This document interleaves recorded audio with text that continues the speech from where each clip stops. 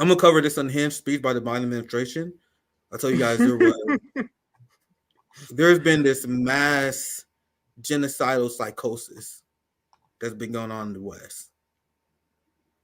And the Biden administration, just like every single atrocity they help with Israel, they helping cover up the same way they help cover up the Strain of Doakla assassination. They're covering up Israel committing a genocide. They're smearing people who are resisting the terrorist state of Israel as terrorists. Because if you share what I shared and you explain to people that Israel is out of compliance, that means you will have to default to international law. That means Palestinians are doing their legal right. That's why they don't tell you that.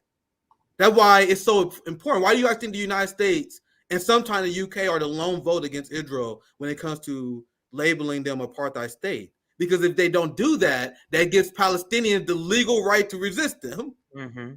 Then that same government, the only government in the world that doesn't want to go after Israel, they did say, oh, well, you're a terrorist if you go after these people because they're not criminal. Because we say so. You guys see why I'm going crazy? You guys see how this is very easy shit to understand, but a lot of people are missing? A lot of people who got college degrees, for example, a lot of people who have maybe 20, 30 IQ points more than me, they don't understand this very basic shit. I don't believe it. I just think they're doing their job as white colonizers. They're doing their civil duty to the genocidal regime the same way their grandparents did, right? So Biden gave this speech that was universally praised by war criminals. I mean, if you look at Fox News, they had a hard time trying to criticize Biden after his speech because he gave a speech that fucking Dick Cheney would be proud of. They were like, yeah, he sounds tough now, CJ. He sounds tough, but what about Iran? He refused to steal more money from Iran. Yeah, they kept bringing out Iran. I don't have time to do all the coverage, but dude, Fox News was struggling to find a right-wing criticism for Biden after this speech. Because this motherfucker gave probably one of the most unhinged speeches I ever heard in my life. Let's just watch a little bit of it. It's 15 minutes. I'm sure we don't have time to watch all of it. I just want to show you guys that we don't have to interrupt that much unless you want to, CJ. I just want to give you maybe a few minutes snapshot of what this speech was like, and then I'll comment afterwards.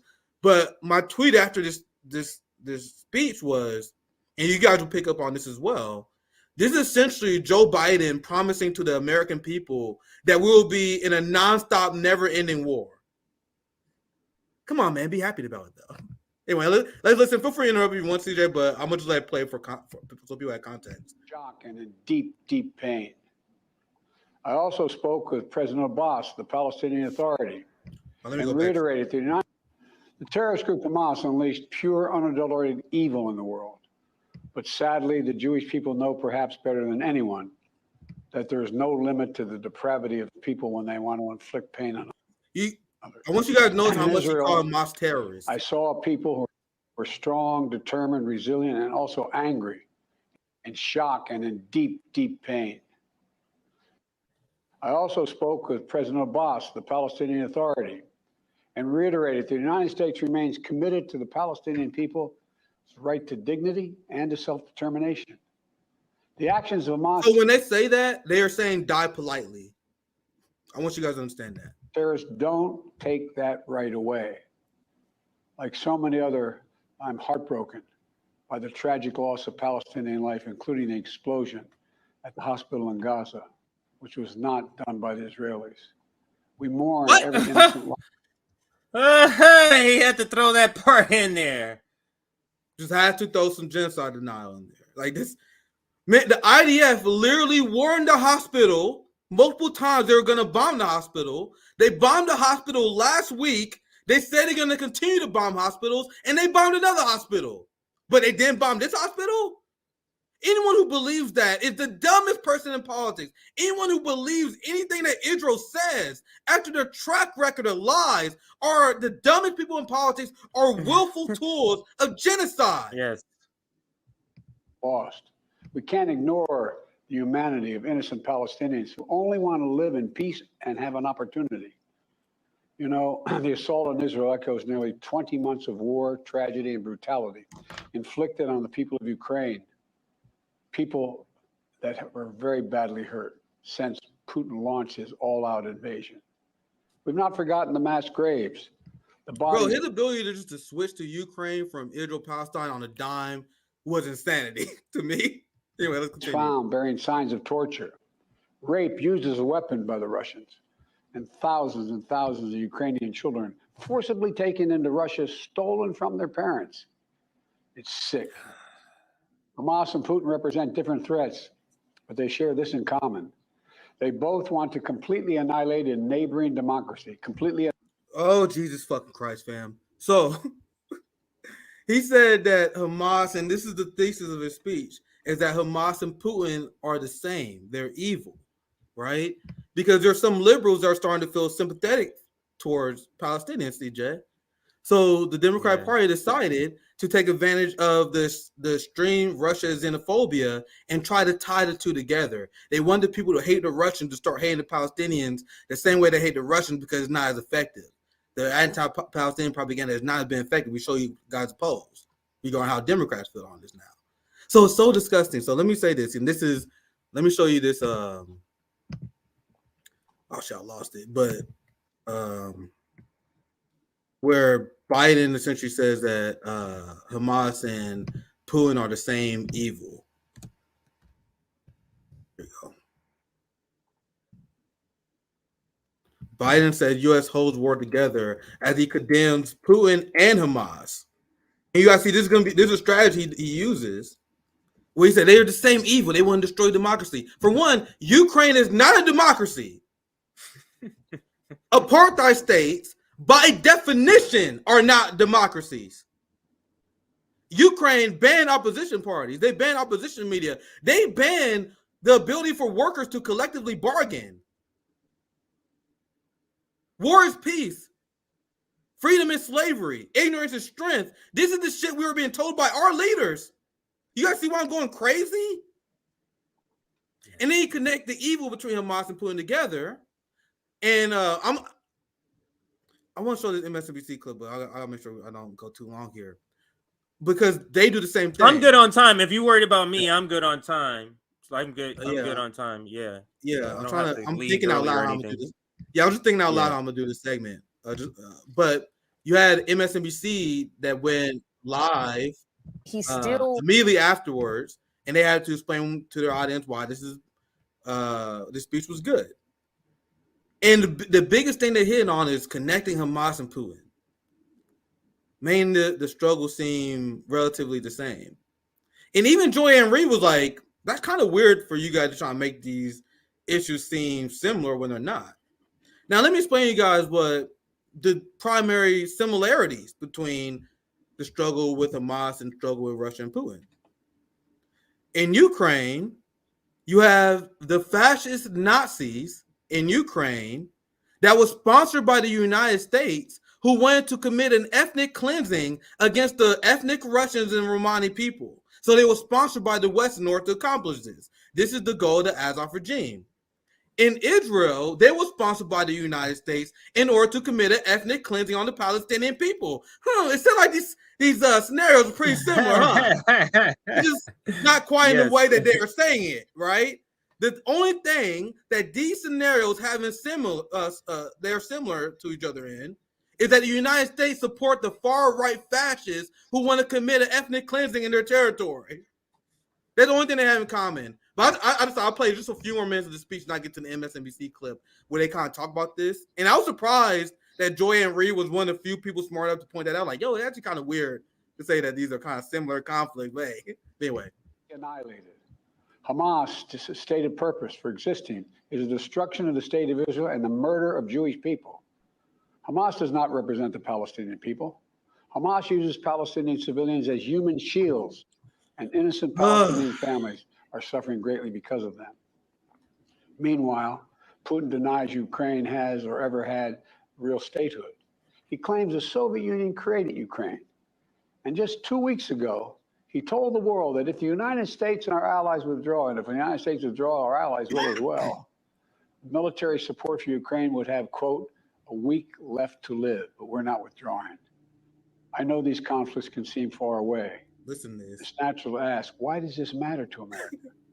Let me share with you why making sure Israel and Ukraine succeed is vital for America's national security. So at this point, I'm going to let it play just go, so you guys can hear his argument. But you guys see this whole address It's all about, hey, Americans, we gotta have endless war. We gotta commit genocides. We gotta have endless conflict because now we got all the money to do this, CJ. But before I let it play and let it continue, I want you guys to just hear his argument before I get to the next statement. Anything you want to chime in with, CJ, before I continue? No, you can play it because I did see this and somebody made the comment. I put it up. It almost felt like this guy was reading directly. He had no idea what he was saying. Yeah, this is directed for and Anthony it feels Blinken. This like is Anthony Blinken yeah, speaking. right. But it seems like the people that's controlling this shit feel like Joe Biden is the perfect candidate that is just mindless and we just insert what we want. He has no ability to critically fight back, critically think and fight back with any sort of ideology at all. He doesn't have that ability, so it's just mush that they put in front of a camera, and that's what we're witnessing. So to that point, you hear the ideology of the deep state, of the people that's really running the country. You're hearing through him what they believe. And they're going to make us believe this, Nick. They're going to make us believe in Ukraine and make us believe in Israel. How is he able, in a democratic society, able to be so sure that they're going to get this money? How are you that sure? Joe Biden? Well, what's happening in the House right now, and with in particular the 8 people who don't want to vote for Ukraine funding that's holding this shit up? Like, how are you so like sure that they're getting the money? Because this is not a democracy. They're gonna finagle and tell us whatever the fuck they want to tell us to get the money there. They can make up something. We have no idea. They can make some shit up. Oh, it's this thing over here. This is how we're gonna, how we're gonna find money. They have failed every audit, Nick. They could have $1 trillion somewhere sitting. We have no idea. So they're gonna get the money if they haven't already given them some money already. But go ahead, Nick, with the rest of this. So the plan is I'm gonna play just a little bit more of this because I want you guys to hear his reasoning. I'm gonna let it play, then I'll chime in afterwards because I think it will. I think he's so crazy he'll speak for himself. And just for a sake, time, we'll let it play for a bit. And then I chose. There's so many segments on corporate news I could have chose regarding their unhinged reaction to the speech, but I chose this MSNBC segment because they brought all the superstars, that Jen Psaki, Joanne Reed, Chris Hayes. So I'm like, all right, let me choose this one just to show you guys the general reaction to this unhinged speech by Joe Biden. So let's listen to a little bit more and now move on to the next part of the segment. You know, history has taught us that when terrorists don't pay a price for their terror, when dictators don't pay a price for their aggression, they cause more chaos and death and more destruction. They keep going. And the cost and the threats to America and the world keep rising. So you guys see why we have to reject this Palestinians or terrorist nonsense? We must reject it. He won't limit himself just to Ukraine. Putin's already threatened to remind Poland that their Western land was a gift from Russia. One of his top advisors, a former president of Russia, has called Estonia, Latvia, and Lithuania Russia's Baltic provinces. These are all NATO allies. For 75 years, NATO has kept peace in Europe and has been the cornerstone of American security. And if Putin attacks a NATO ally, we will defend every inch of NATO, which is getting so crazy. I think you guys see how ridiculous this is. We'll have something that we do not seek. Make it clear, we do not seek. We do not seek to have American troops fighting in Russia or fighting against Russia.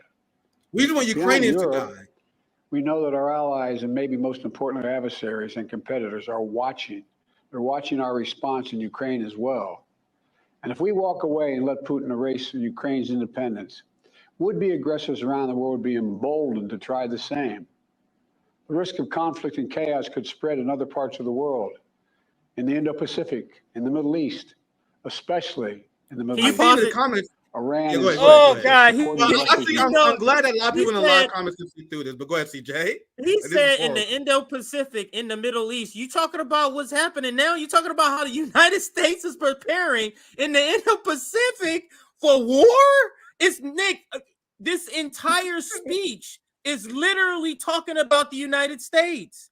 Everything Absolutely. he's saying, the example, All if you projection. don't stop a mad person, a mad country, all they're gonna do is continue to do destruction. You mean like the Yes. United States? Is that what you're Yes. talking about, Joe Biden? That's exactly Everything- what it feels like to me. Everything he's literally, if you just say this is a speech about the United States and then listen to, you'd be like, oh yeah, Yeah. that's pretty spot on. Yeah. That's pretty spot on. Go ahead. I Go told ahead. you guys. Everything the United States, Israel, and their actions of evil with the UK and France, everything they say is a projection.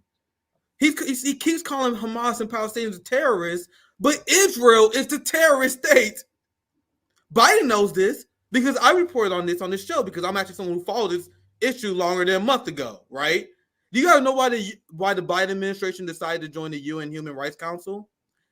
And when Biden announced he's going to join the UN Human Rights Council, Bernie Sanders and a bunch of dumb fucking progressives like, hey, this is why Joe Biden is so good. Donald Trump pulled out the UN Human Rights Council. Now Joe Biden's going to get us back in. This is why we should vote blue no matter who. And I was like, you dumb fucking morons. In the statement, Blinken literally said they are rejoining the Human Rights Council in order to protect Israel because they viewed Israel as being unfairly targeted by the UN. So in that case, Donald Trump was actually better because he pulled out the UN Human Security Council because he's a moron. He was like, man, you guys are so mean to Israel. I'm fucking leaving. You guys treat my friends so fucking mean. I'm out of here. Meanwhile, Biden's like, you are a fucking idiot. This is why we are the most effective evil. Because you left the UN Council, but we are smart enough to realize that we can infiltrate it and tamper with the results. You guys see the difference between Trump and Biden? The dumbass Republican versus the Fox Democrat, who's the greater evil? Anyway, let's continue.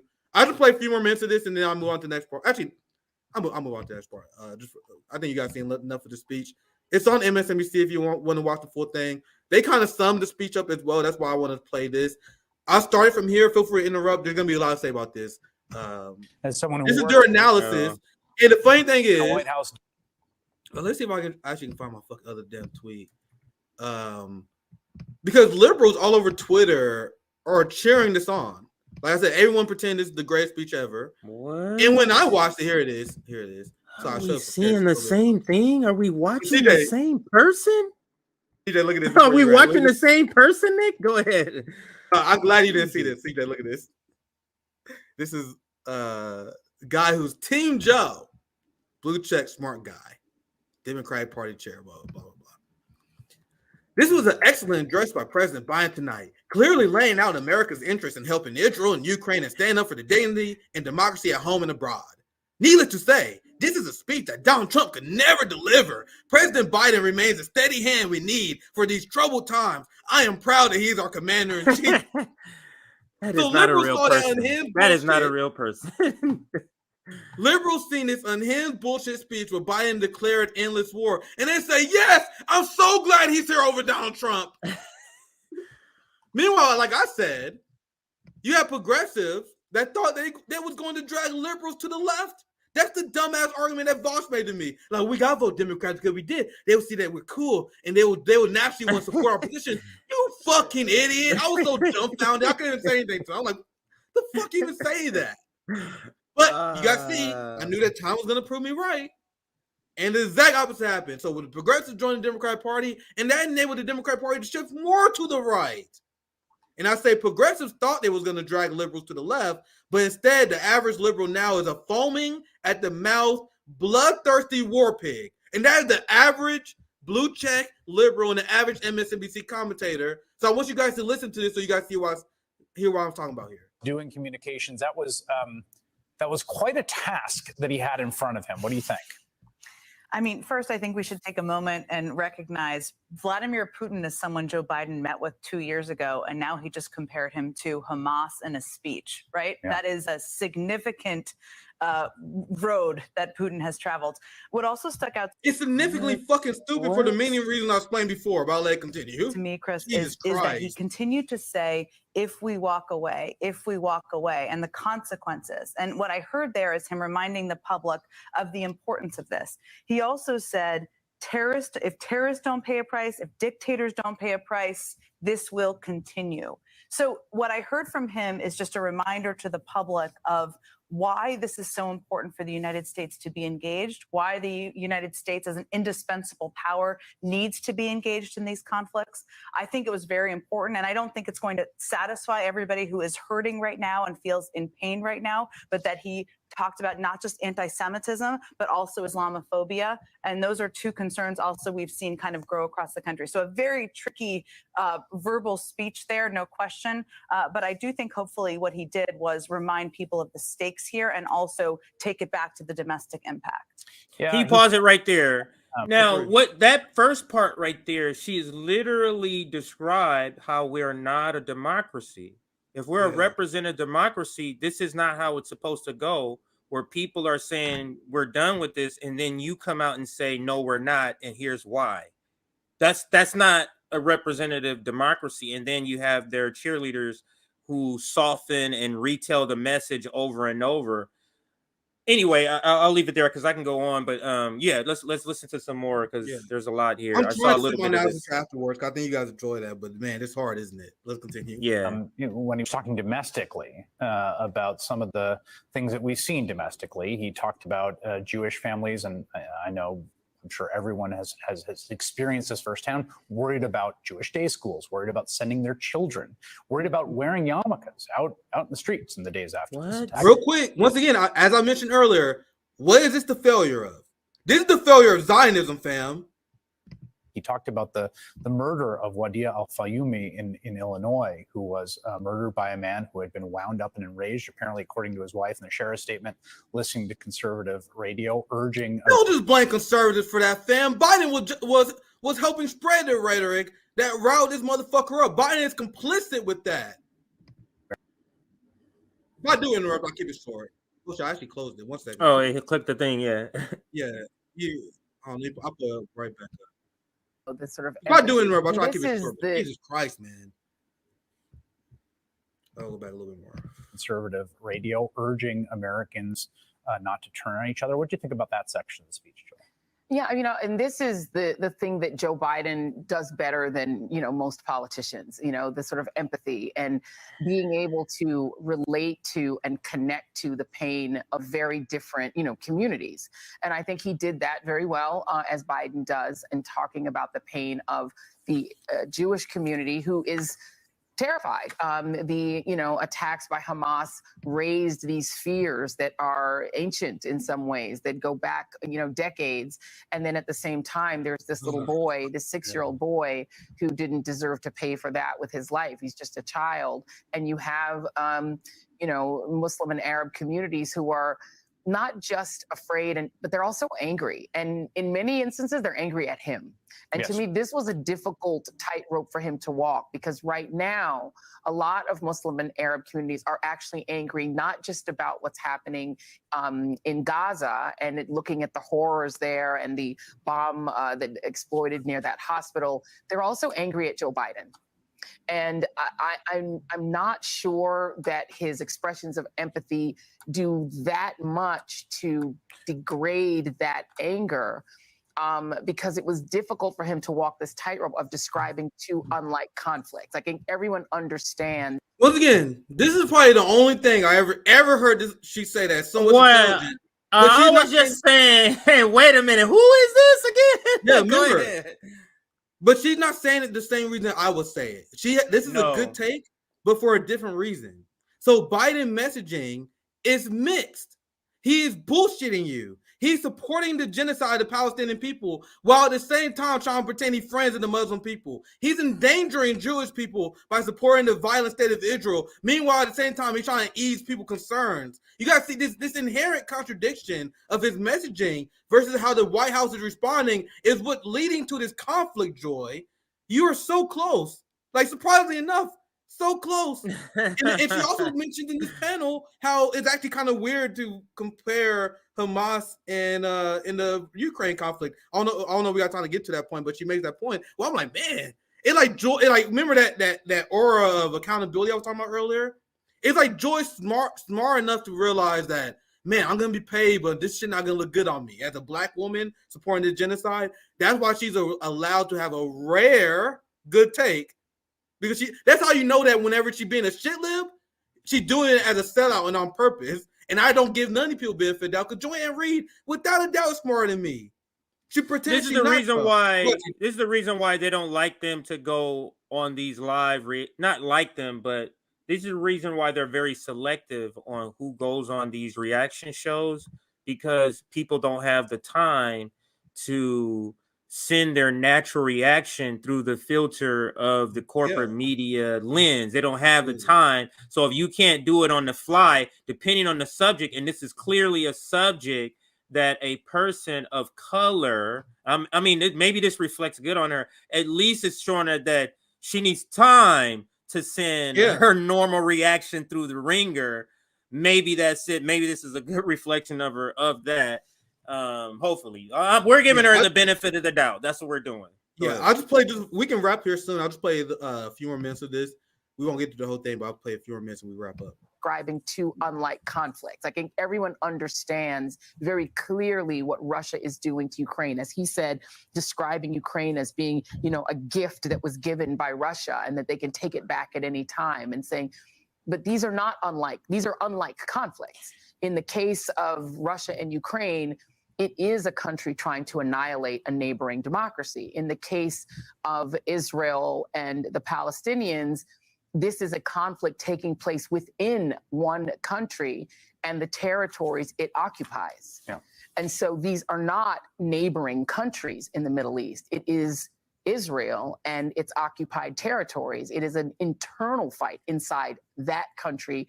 And, the issue of occupation was not brought up by President Biden, and it's difficult. They're not the same conflict. Yeah, I mean, I think he did mention, we should say that he mentioned talking to Mahmoud Abbas. Can you pause it right here?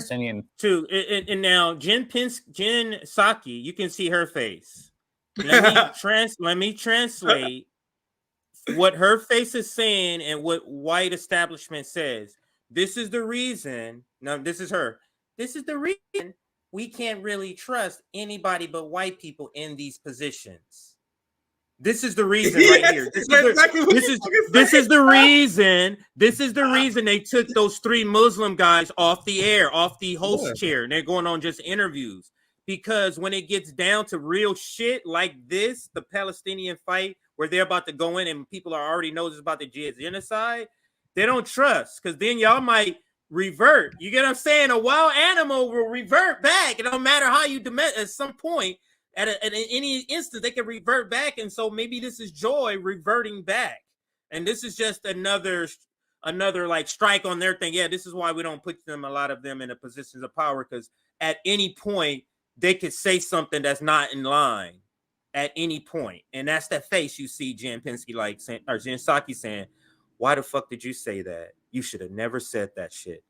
That's the face that I get from her. But go ahead, Nick, with anything else. Yeah, I see Jen Psaki chimes in one more time. So while we're done, let's hear from Jen Psaki one more time, and then after she's done, we wrap up. I just want to hear what she had to say. Authority, which has no real role in Gaza, controls the West Bank, and saying that he told Mahmoud Abbas that he supports essentially, dignity and the right to self-determination. I believe was the phrase he used for Palestinians. That Hamas's evil attack do nothing to diminish belief in that rights. But to your point, Joy and Jen, this is I think where the sort of rubber hits the road on both these conflicts is.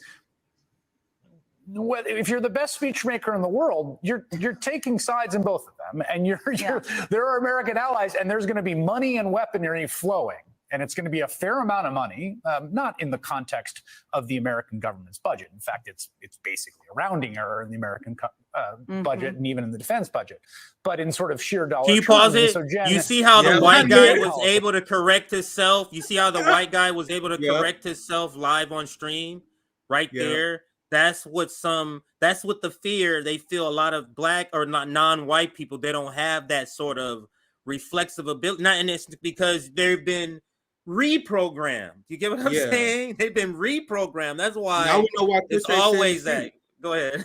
We know why Chris said in the state. He knows exactly what he cannot and cannot say. Yeah. I was gonna play the last part. I saw Jen Psaki chime in after this, but this same logic you can use on any of these social programs that we call for that they deem to be extremely far left. Oh, Yeah. well, we can end on homeless. That'd be a drop in the hat in how much we spend. We should never accept their argument. We should never accept their conversation. No, you work for us. We tell you how to spend our money. I don't give a fuck if it's 0.5% in the budget. If I don't want you to do that 0.5% war, you're not doing that 0.5% war. Period. That's the mindset we should have. That's the mindset they won't promote. That's not the mindset that Sam Cedar and Emma Vigeland won't promote. They want workers to have a weak mindset. They want the workers to have a mindset where they are subservient to these people in the professional managerial class. We reject that, and the professional managerial class and progressive left hates us for it. But let's continue. I just want to see. I just want to read. That's spot on. I'm still here. I just got my camera on. Yeah, it's all good. I will just play Jen's response, and then you can do the next segment. I got one more. My final segment for today. I'm talking about how young black people not falling for this bullshit. Okay. Anyway, let's continue. Of this, where there's an international audience and the domestic politics, there's a certain amount of straddling that's just not really possible. That is true. And I also think a certain amount of things you can't accomplish in a 15-minute speech.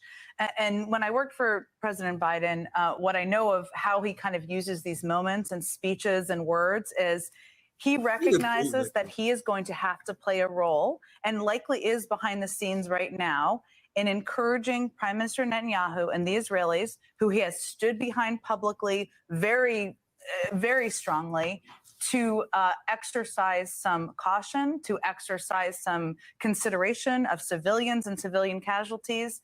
He's going to need to use that leverage. That also may mean, and I think likely means, he could not get into details here about occupation or about the history of this conflict, because he is still in a role of playing chief diplomat and the president of the United States. And so as much as people want to hear those words and hear that recognition, I mean, some of these people who are leaving Gaza have been refugees multiple times over, right? Their grandparents have been refugees. I mean, the pain and suffering, the fact that these people haven't had a home is so visceral. But this wasn't the moment in the speech, because he has to think about the role he has to play as president. Yeah. That's cowardice. You mean being a coward? You mean that? Go ahead, Nick, what you're going to say. You guys think you're not watching state TV. You got someone who worked for the State Department, was the press secretary for Joe Biden, now giving essentially another press release, but she has a private role now. You guys see how why I tell you guys the United States is the most propagandized country in the world? Like, at least China tells you, like, nigga, we're state TV, we're gonna tell you what the state believes. And then the Chinese citizens take that and they process the news with that knowledge. Right? Russia, they have state TV, but Russian citizens process information with that knowledge. The United States, they sell the idea that you're getting independent news. Like, you got a fucking State Department goon as a talking head here, right? And in Russia, by the way, they allow the BBC in. They allow oppositional media in Russia. Russia was like, all right, this is our state media. This is our position from the state. Now you can get the other bullshit if you want, but we can prove them wrong. But people view them as authoritarian, right?